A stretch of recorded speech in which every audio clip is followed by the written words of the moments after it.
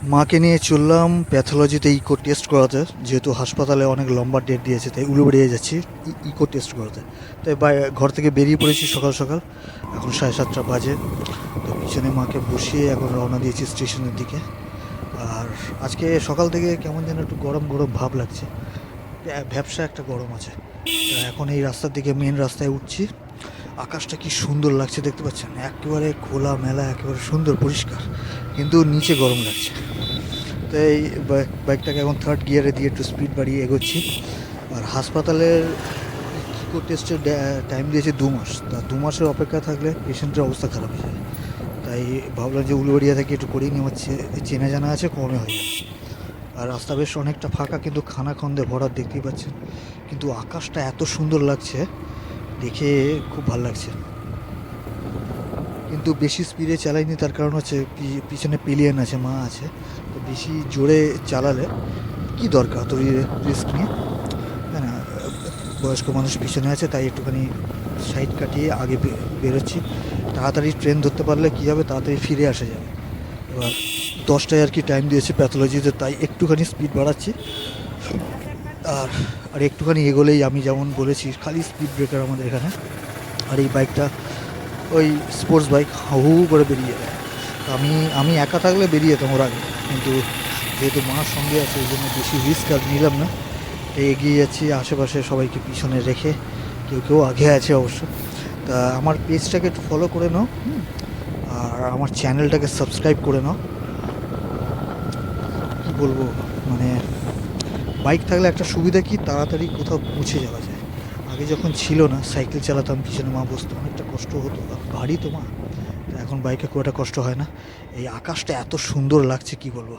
আমি চালাতে চালাতে উপরের দিকেও দেখছিলাম, বেশ ভালো। আবার একটা স্পিড ব্রেকার এলো, রাস্তায় গোবর পড়ে আছে দেখলেন। এখানে গরু অনেক রাস্তায় চলাফেরা করে, কিন্তু ওই লরি আসছে, আমাকে একটুখানি ফার্স্ট গিয়ারে দিয়ে একটুখানি থামতে হবে, আবার এগিয়ে যাব। হাতটা একটু চুলকাচ্ছে, একটু চুলকে নিই, বুঝেছে? আর কি বলবো, একটুখানি এখানটাই এই সরু রাস্তাতে আঁকবাঁক আছে, এখানে লরি ঢুকলে অনেকটা জ্যাম থাকে, তবু সকালের দিকে অনেকটা কম আছে। তাই আমি একটুখানি সাইড কাটিয়ে এখন ট্রাফিকের মাঝখান দিয়ে আমি বেরোচ্ছি। আর ফেরার সময়ও দেখতে পাবে, তাই একটু এগিয়ে গেলাম। আমার সামনেই গ্যারেজ আছে, গ্যারেজে বাইকটা রাখবো।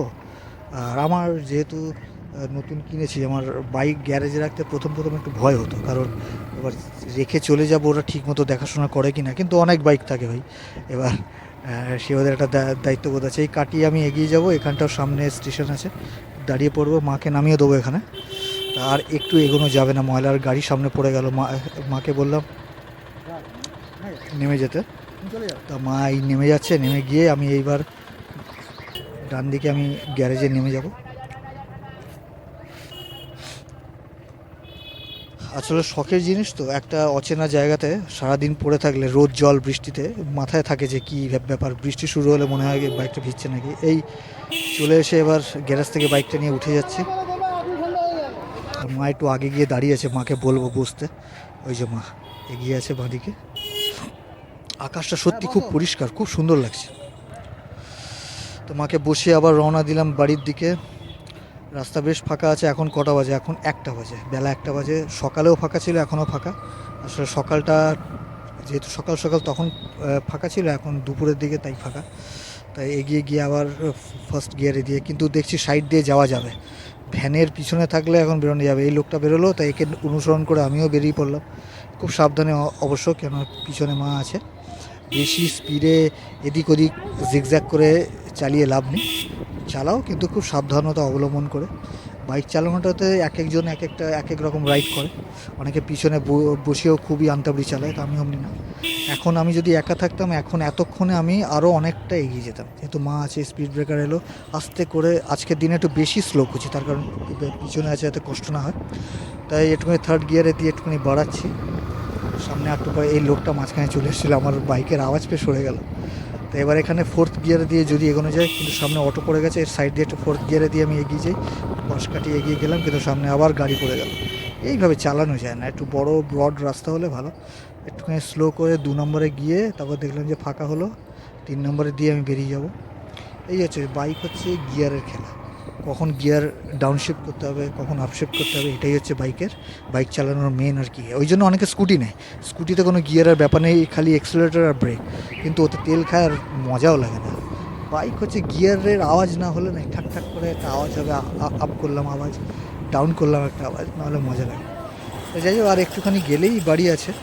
তা আকাশটা সত্যি বারবার বলছি, আকাশটা যেন ছবি আঁকার মতো দেখতে লাগছে, মেঘগুলো কি সুন্দর সাদা, তার মধ্যে নীল নীল আছে, আকাশটা কি সুন্দর।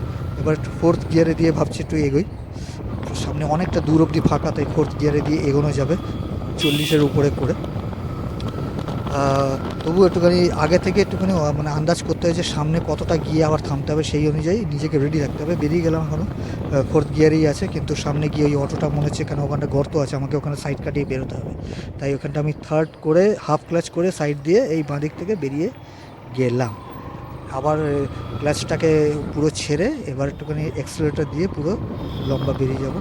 এখানে ভাবছি ফোর্থ গিয়ারে দেবো কি না, ভাবতে ভাবতে ভাবলাম যে না, দেওয়া যাবে না, কারণ সামনে থেকে আসছে গাড়ি, আর এই অটোটাও ডান দিকে দেখুন চাপ মারলো। তো আমি একটুখানি থার্ড গিয়ারেই আছি, এবার এখান থেকে অ্যাক্সিলারেটর মেরে বেরিয়ে যাবো।